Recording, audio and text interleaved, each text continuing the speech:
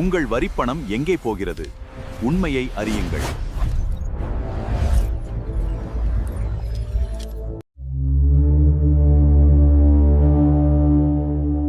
இந்திய பட்ஜெட் எப்படி தயாராகிறது?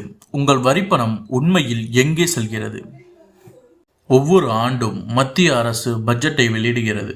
ஆனால் இந்த பட்ஜெட்டை யார் தயாரிக்கிறார்கள்? அரசுக்கு வரும் ஆயிரக்கணக்கான கோடி ரூபாய் எங்கிருந்து வருகிறது? நாம் கட்டும் வரிப்பணம் உண்மையில் எங்கே செல்கிறது? இந்த வீடியோ முடியும் போது ஒரு நாட்டின் பட்ஜெட் எப்படி உருவாகிறது என்பதை முழுமையாக புரிந்து கொள்வீர்கள்.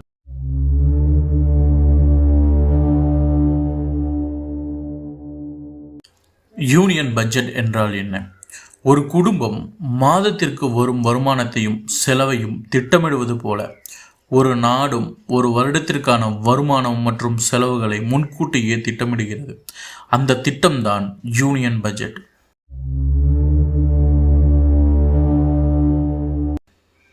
அரசுக்கு பணம் எங்கிருந்து வருகிறது?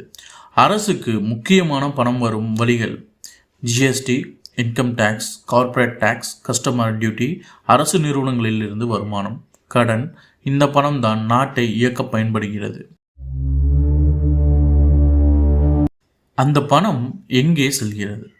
அரசு இந்த பணத்தை செலவிடும் முக்கிய துறைகள் சுகாதாரம், கல்வி, சாலைகள் மற்றும் உள்கட்டமைப்பு, பாதுகாப்பு, ரயில்வே, விவசாயம், நலத்திட்டங்கள். இவை அனைத்திற்கும் பட்ஜெட்டில் ஒதுக்கீடு செய்யப்படுகிறது. ஃபிஸ்கல் டெபிசிட் என்றால் என்ன? சில நேரங்களில் அரசின் வருமானத்தை விட செலவு அதிகமாக இருக்கும்.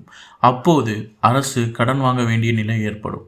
இதைத்தான் ஃபிஸ்கல் டெபிசிட் என்று கூறுகிறார்கள்.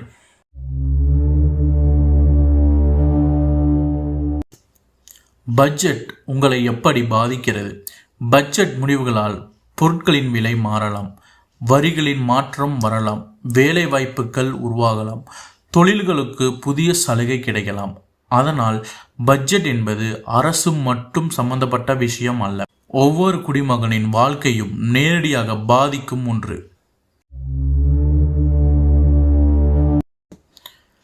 இன்று நாம் தெரிந்து கொண்டது பட்ஜெட் என்றால் என்ன, அரசுக்கு பணம் எங்கிருந்து வருகிறது, அந்த பணம் எங்கே செல்கிறது, ஃபிஸ்கல் டெபிசிட் என்றால் என்ன.